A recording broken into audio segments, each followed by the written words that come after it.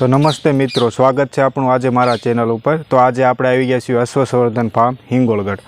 આ ફાર્મ રાજકોટ જિલ્લાના જસદણ તાલુકાના હિંગોળગઢ ગામે આવેલું છે અને અહીંયા કાઠિયાવાડી જે જાત હોય એને ઘોડીઓનો ઉછેર કરવામાં આવે છે અને આપણા વિસ્તારની જે ઘરેણું કહેવાય એને સાચવવામાં આવે છે।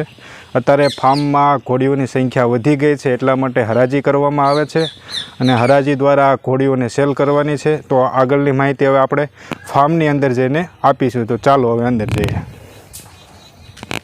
ફાર્મ ગુજરાત સરકાર દ્વારા ચલાવવામાં આવે છે અને અહીંયા ઘોડીઓનો ઉછેર કરવામાં આવે છે અને આજુબાજુ વિસ્તારોમાં સેલ કરવામાં આવતા હોય છે। તો આ તમે ફાર્મ જુઓ છો, પાછળ જે ફાર્મ છે એની અંદર 4 ઘોડીઓ સેલ કરવાની છે, જે હરાજીના માધ્યમથી કરવાની છે। જે હરાજીમાં જે વધારે બોલી બોલતા હોય એમને ઘોડી આપવામાં આવતી હોય છે। આની પહેલાં એક વખત હરાજી કરવામાં આવી હતી, બહુ સારી હતી। તો જો હવે આપણે આ ભાગ લેવા માટે તમારે સૌપ્રથમ અહીંયા આવીને ફોર્મ ભરવાનું હોય છે, જે અશ્વસંવર્ધન ફાર્મ હિંગોળગઢમાંથી મળી જશે। ફોર્મ ભરવામાં તો જો કે ફોટો અને 500 રૂપિયા ફીસ હશે।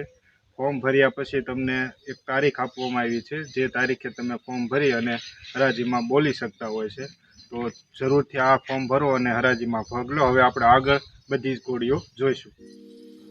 સૌપ્રથમ તો હરાજીમાં તમને જોવા મળશે મેનકા। મેનકાની વાત કરું તો કાઠિયાવાડી બ્રીડની છે અને હરાજીની તારીખ છે 9/9/2025 સુધી તમે ફોર્મ ભરી શકશો અને 12 તારીખે હરાજી કરવામાં આવશે। હરાજીમાં સૌપ્રથમ તમને મેનકા જોવા મળશે। મેનકા કાઠિયાવાડી બ્રીડની ઘોડી છે, એકદમ સારી ઊંચાઈ કદમાં અને કોઈ પણ રોગ નથી, નિરોગી છે। ઈચ્છુક વ્યક્તિઓ હરાજીમાં બોલી। હરાજીની અંદર વાત કરું તો તમને બીજી ઘોડી જોવા મળશે, તે છે મોના। મોના હાલ સબર ઘોડી છે, જે 7 થી 8 મહિના હશે મારા અંદાજ પ્રમાણે અને ફાર્મ દ્વારા ચોક્કસ સમય આપવામાં આવશે। જો મોનાના રેકોર્ડની વાત કરું તો તે છેલ્લા 5 વર્ષથી સતત થાણ આપી રહી છે અને થાણની અંદર વછેરી આપી રહી છે છેલ્લા 5 વર્ષથી। તો આ વર્ષે પણ જો થાણ આપે છે અને જો વછેરી આવે છે તો તમારા માટે ફાયદાલાયક છે।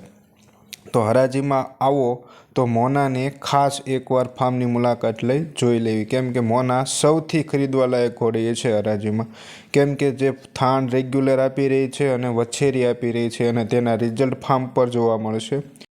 હરાજીની અંદર ત્રીજી જે ઘોડી જોવા મળશે તે છે પારેવડી। પારેવડી સરકાર દ્વારા ખરીદવામાં આવી હતી અને એકમાત્ર વ્હાઇટ કલરની ઘોડી છે જે અશ્વસંવર્ધન ફાર્મ હિંગોળગઢમાં જોવા મળે છે અને આને હરાજીની અંદર સેલ કરવામાં આવશે।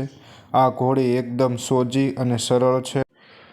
ચોથી ઘોડી હરાજીમાં જોવા મળશે તે છે મુન્ની। મુન્ની સરકાર દ્વારા ખરીદવામાં આવી હતી અને હવે વાત કરું તો જો હરાજીમાં ભાગ લેવા માંગતા હોય ઈચ્છુક વ્યક્તિઓએ ફાર્મની મુલાકાત લઈ બધી જ ઘોડીઓ જોઈ લેવી અને ફોર્મ ભરી દેવું। ફોર્મ ભર્યા પછી હરાજીમાં જે સૌથી વધારે બોલતા હોય તે વ્યક્તિને આપવામાં આવશે। જો તમને વિડીયો સારો લાગ્યો હોય તો લાઇક અને સબસ્ક્રાઈબ કરતા જાઓ, આવા જ વિડીયો તમને જોવા મળશે।